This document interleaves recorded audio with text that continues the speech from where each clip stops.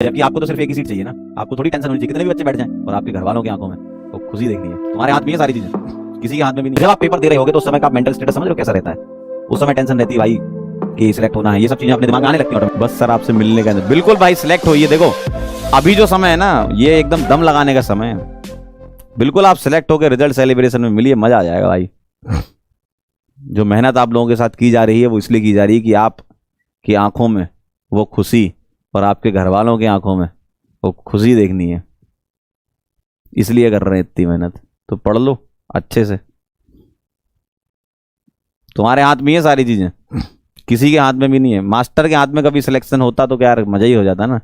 हम तो चाहते भाई सबका ही सिलेक्शन हो जाए, मास्टर के हाथ में थोड़ी होता सिलेक्शन। मास्टर के हाथ में रहता है कि भाई पढ़ा दिया, अब आप रिवाइज करो, है ना। सेल्फ स्टडी पर थोड़ा ज्यादा जोर दे दो। अब जितनी चीजें आपने पढ़ी उसको बार बार रिवाइज करो, टेस्ट पेपर अटेम्प्ट करो। एक बहुत सारी चीजें करने के चक्कर में, तब बहुत सारा कंप्लीट करने के चक्कर में मत रहो। जितना आपने कर लिया है उसको रिवाइज करो। देखो जनवरी अटेम्प्ट का तो पेपर दिया ही होगा ना आपने, इसका मतलब आपको आइडिया लग गया कि किस किस टाइप के सवाल आ रहे हैं, है ना। तो बस उन्हीं सवालों की आप प्रैक्टिस कर लो, पेपर लगा लो फिर से जेई के जो जनवरी अटेम्प्ट के पेपर थे, पीवाईक्यूज लगा लो, काम हो जाएगा, है ना। ठीक है,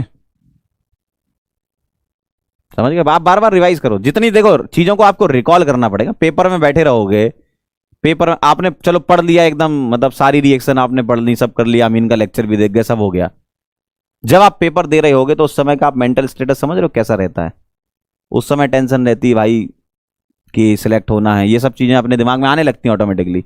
एग्जाम सेंटर के बाहर इतने सारे बच्चे दिखते हैं कि भाई साहब डर लग जाता है कि यार हम कैसे सिलेक्ट होंगे। जबकि आपको तो सिर्फ एक ही सीट चाहिए ना, आपको थोड़ी टेंशन होनी चाहिए कितने भी बच्चे बैठ जाएं या कितने भी बच्चे आपको दिख जाएं। आपकी सीट तो एक ही है ना, बस उसको पक्का करो।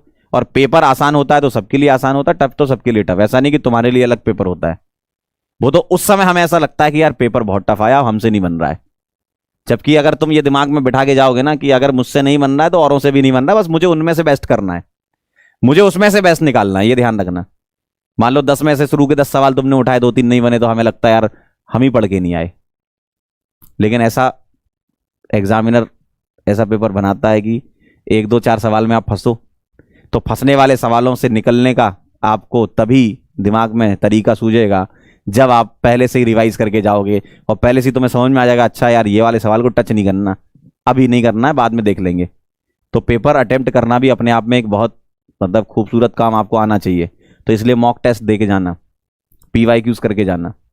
और पेपर को पेपर की तरीके दो, ऐसा नहीं कि लेटे लेटे पढ़ रहे हैं और बस कॉपी सामने है देख रहे हैं, क्वेश्चन प्रैक्टिस कर रहे हैं, 2 घंटे में 2 सवाल लग रहे हैं, ऐसा मत करो, है ना। ठीक है, तो बार बार चीजें रिकॉल करो अभी से ही, तभी एग्जाम में रिकॉल होंगी। ये मत सोचो कि भाई ऊपर से ब्रह्मा जी आ जाएंगे और तुम्हें जो है पेपर में अलग शक्तियां तुम्हारे अंदर आ जाएंगी और तुम मतलब सारे सवाल देख के ही लगाने चालू कर दोगे। सर ऐसे चैप्टर जिनसे क्वेश्चन श्योर शॉर्ट आता है, बिल्कुल बता देते हैं। कुछ चैप्टर जिनसे तो मतलब होता है कि सवाल आना ही आना है।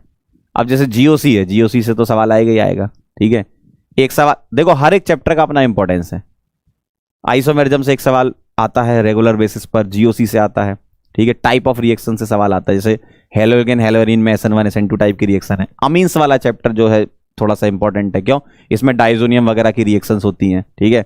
सेंडमेयर गेटरमैन ये सब रिएक्शंस होती हैं, हॉफमैन ब्रोमाइड रिएक्शन होती है। फिनॉल में आप देखोगे तो फिनॉल की 4 मेथड ऑफ प्रिपरेशन है, उनको एक बार रिवाइज करके चले जाना, ठीक। राइमाटीमन रिएक्शन हो गई, कोलवेज हो गई, एक बार एनसीईआरटी बेस्ड रिएक्शन को जहां से भी आपने पढ़ा हो, है ना, आप रिवाइज कर सकते हो। बस एनसीईआरटी टाइप की रिएक्शन रिवाइज करके जाओ, जेई मेन के लिए तो जरूरी है। जैसे एनसीईआरटी में राइमाटीमन है, अब हो सकता है आपने राइमाटीमन और डिटेल में पढ़ी हो, बिल्कुल पढ़ो, उसको रिवाइज करके चले जाओ। तो रिएक्शन कहां से उठानी है आपको? नाम उसके एनसीईआरटी से उठाने, और पढ़ा आपने जहां से भी हो वहां से रिवाइज करना है ना। सिर्फ नाम उठाने हैं। अब एक बार एनसीईआरटी खोल के देखोगे ना तो आपको नाम बदल जाएंगे कि भाई SN1 SN2 रिएक्शन में ये इस वाले चैप्टर में ये रिएक्शन है, ठीक है। डाइजोनियम की ये रिएक्शन है।